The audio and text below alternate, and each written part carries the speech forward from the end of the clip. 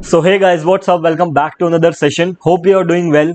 इस सेशन में we will be discussing about open interest. वैसे मैं ऑलरेडी ओपन इंटरेस्ट पे एक वीडियो बना चुका हूं, बट इस वीडियो में I will be explaining long unwinding, short covering, in terminologies का एक्चुअल में मीनिंग क्या होते हैं और ये क्रिएट कैसे होते हैं एक पर्टिकुलर इंडेक्स या स्टॉक में। तो without wasting any much time, let's begin the today's session. तो यार as usual we will be starting with an example. तो सपोज करो कि एक स्टॉक है रिलायंस का। रिलायंस पे अगर हमें ये देखने को मिले कि ओपन इंटरेस्ट बढ़ रहा है, पहले तो ये देखते हैं कि ओपन इंटरेस्ट का एक्चुअल मीनिंग क्या होता है।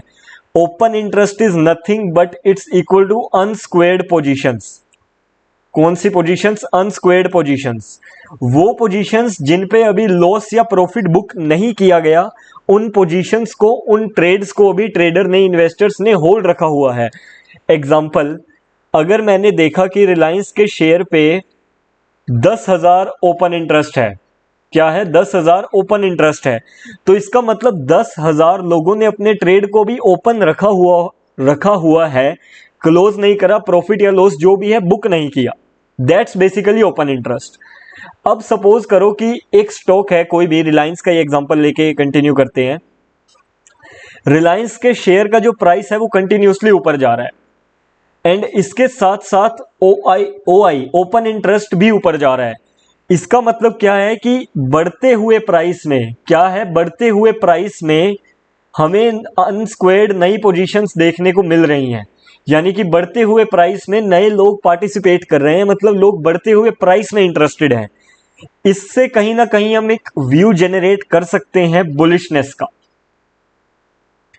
इसके साथ हम प्राइस एक्शन वॉल्यूम को भी इंक्लूड करेंगे, बट ये एक काफी अच्छा हेल्पिंग हैंड हो जाता है। हमें क्या पता लगा अभी कि अगर OI बढ़ रहा है, यानी कि नए लोग पार्टिसिपेट कर रहे हैं और इसके साथ प्राइस भी बढ़ रहा है, यानी कि लोग बढ़ते हुए प्राइस में पार्टिसिपेट कर रहे हैं, इसका मतलब कहीं ना कहीं हम एक्सपेक्ट कर सकते हैं कि मार्केट या वो पर्टिकुलर स्टॉक एक बुलिशनेस में जा सकता है। इसके बाद अगर OI घट रहा है और प्राइस भी गिर रहा है, सॉरी अभी इस चीज को बाद में डिस्कस करेंगे, पहले डिस्कस करते हैं। हाँ, अगर OI बढ़ रहा है, ओपन इंटरेस्ट इंक्रीज हो रहा है और प्राइस गिर रहा है, इसका मतलब नए लोग पार्टिसिपेट कर रहे हैं गिरते हुए प्राइस में, यानी कि लोग ज्यादा इंटरेस्टेड हैं बियरिशनेस में।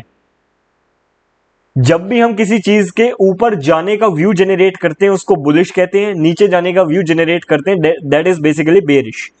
अब हमें क्या पता लगा कि अगर ओपन इंटरेस्ट बढ़ रहा है, यानी कि नए लोग आ रहे हैं और प्राइस गिर रहा है, इसका मतलब कहीं ना कहीं लोग गिरते हुए प्राइस में इंटरेस्ट दिखा रहे हैं। ये हो सकता है बेरिशनेस, ये बुलिश। अब अगली जो चीज हम डिस्कस करेंगे दैट इज कि अगर ओपन इंटरेस्ट OI गिरा एंड इसके साथ प्राइस भी गिरा, इसका क्या मीनिंग हुआ?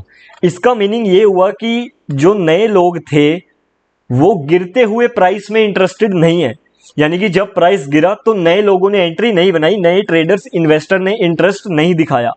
अब क्वेश्चन आता है कि जब नए लोग या जो ट्रेडर्स, इन्वेस्टर्स हैं वो गिरते हुए प्राइस में इंटरेस्टेड ही नहीं है, तो प्राइस गिरा ही क्यों? इसका सिंपल सा मीनिंग होता है लॉन्ग अनवाइंडिंग। यानी कि जो एग्जिस्टिंग लॉन्ग पोजीशंस थी ना लोगों की, लोगों ने उन पे स्लाइड सा एक प्रॉफिट बुक किया है।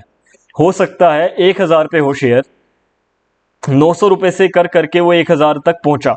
किसी ने 900 पे लिया होगा, किसी ने 920 पे, किसी ने 50 पे। तो जिन जिन लोगों का प्रॉफिट हो रहा है वो हो सकता है वो स्लाइड से एक प्रॉफिट बुकिंग कर रहे हो। बट अगर हमें ये देखने को मिला कि जब ये चीज आपको देखने को मिले ना कि ओपन इंटरेस्ट गिर रहा है एंड प्राइस भी गिर रहा है, इसके बाद मार्केट कैसा, या इसके बाद वो स्टॉक कैसा ओपन इंटरेस्ट का या प्राइस का स्ट्रक्चर दिखा रहा है। अगर इसके बाद ओपन इंटरेस्ट बढ़ना शुरू हो जाए और प्राइस गिरता रहे, प्राइस ना बढ़े, तो इसका मतलब शायद से ट्रेंड में रिवर्सल हमें देखने को मिले। अब इसके बाद क्या सिनेरियो हमें देखने को मिल सकते हैं? Just a second. हाँ, इसके बाद जो हम डिस्कस करेंगे वो ये है कि अगर ओपन इंटरेस्ट से गिर रहा है, ओपन इंटरेस्ट इज फॉलिंग, नए लोग इंटरेस्ट नहीं दिखा रहे, but price is increasing, price बढ़ रहा है, ऐसा क्यों? जब नए लोग इंटरेस्टेड ही नहीं थे तो प्राइस बढ़ा ही क्यों? इसका जस्ट एक स्लाइड सा मीनिंग होता है शॉर्ट कवरिंग। शॉर्ट कवरिंग मतलब जिन लोगों ने ऑलरेडी सेल कर रखा था, सपोज किसी ने 1000 पे सेल कर रखा है, वो नीचे आ रहा है आ रहा है आ रहा है और वो आया 900 तक। किसी ने हो सकता है 950 पे सेल किया होगा, किसी ने 930 पे, किसी ने 920 पे। तो जिन्होंने सेल करा है वो बाय बैक भी तो करेंगे ना, जिन्होंने शॉर्ट करा है शेयर को वो वापस खरीदेंगे उसको। तो उनके वापस खरीदने की वजह से एक टेम्परेरी डिमांड हमें देखने को मिल सकती है। Same is the case hair. But इस सिचुएशन के होने के बाद अगर ओपन इंटरेस्ट बढ़ने लग जाए प्लस प्राइस भी एज इट इज बढ़ता रहे, तो इसका मतलब शायद हमें ट्रेंड में एक रिवर्सल देखने को मिले। अब इस ओपन इंटरेस्ट को देखते कैसे हैं एक बार वो मैं तुम्हें बता देता हूं। तो यार यू कैन सी कि मैं यहाँ simply national stock exchange NSC की वेबसाइट पे आ गया हूँ। वेबसाइट पे आने के बाद जो सबसे पहले चीज हमें एक्सप्लोर करनी है, हमें जाना है मार्केट डेटा पे। अब जैसे ही मैं मार्केट डेटा पे जाऊंगा, मेरे पास ऑप्शन आया सेकंड नंबर पे डेरिवेटिव, जो सेकंड रो है डेरिवेटिव की है। इसके बाद मैं डेरिवेटिव मार्केट पे जैसे ही क्लिक करूंगा, मुझे जाना है यहाँ पे जो टॉप 20 कॉन्ट्रैक्ट्स तुम्हें दिख रहा है, इस पे मैं जैसे ही क्लिक करूंगा, सेकंड ऑप्शन मेरे पास है स्टॉक फ्यूचर्स का। अब जैसे ही मैंने स्टॉक फ्यूचर पे क्लिक किया, सबसे पहले मेरे पास इन्फी यानी इन्फोसिस का शेयर आ रहा है। अब जैसे ही मैंने इस पे क्लिक किया, मेरे पास एक डेटा आ गया, यू कैन सी, हाँ परफेक्ट। यहां पे है चेंज इन ओपन इंटरेस्ट। ये चीज ही हमारे लिए सबसे इंपॉर्टेंट है। चेंज इन ओपन इंटरेस्ट यानी कि कल जितने लोग थे, यानी कि कल जितने लोगों की पोजीशंस खड़ी थी वो तो है ही, उसके अलावा ये और नई पोजीशंस ऐड हुई हैं, टोटल लॉट्स ऐड हुए हैं। और परसेंटेज टर्म्स में कितना हुआ ये, ऑलमोस्ट 1.86 पौने 2%। अब हमें देखना है ये जो नए पार्टिसिपेंट आए हैं ये बढ़ते हुए प्राइस में आए या घटते हुए प्राइस में। तो यहां मेरे पास प्राइस आ गया, प्राइस ने 1.35% की ऑलमोस्ट 19.5 रुपए की बुलिशनेस, यानी कि 19.5 रुपए से प्राइस बढ़ा है। और बढ़े हुए प्राइस में मुझे नए लोग आते दिखे हैं। अब सिर्फ इस चीज से काम नहीं चलेगा, मुझे पास्ट में भी देखना पड़ेगा कि क्या हुआ था। इसके लिए I will simply go to this all historical data यहां पे। तो जैसे मैंने ऑल हिस्टोरिकल डेटा पे क्लिक किया, यू कैन सी हेयर आज कितनी डेट है, टुडे इज 15 अगस्त 2025। अगर मैं नजर बनानी शुरू करूं से 7 अगस्त से, एटलीस्ट हम पिछले 7-10 दिन जाएंगे। अब जैसे ही मैं 7 अगस्त पे गया, यू कैन सी कि 7 अगस्त से प्राइस ने ना गिरना स्टार्ट कर दिया था। कहां है 7 अगस्त, हेयर इट इज 1441, 29, 28 स्टेबल है प्राइस। इतना एज सच बड़ा नहीं, बट अगर मैं पीछे देखूं तो प्राइस काफी गिरता हुआ आया है।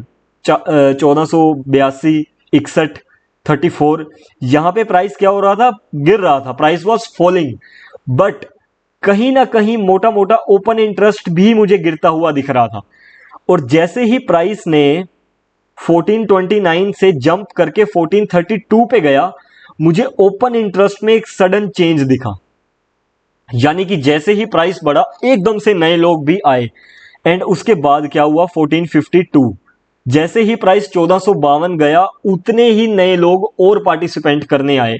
यानी कि कहीं ना कहीं ये जो प्राइस बढ़ रहा है ना, इसमें कहीं ना कहीं हमें स्ट्रोंगनेस शायद देखने को मिले। इसके साथ हम डेफिनेटली ऐड करेंगे प्राइस एक्शन को।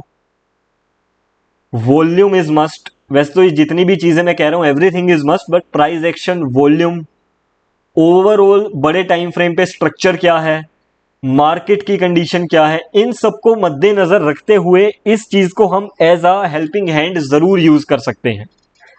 तो ये मैंने बता दिया कि किसी भी स्टॉक का ओपन इंटरेस्ट कैसे चेक करना है, historical open interest definitely check करना। तो this was it from my side, we will meet very soon for the next session.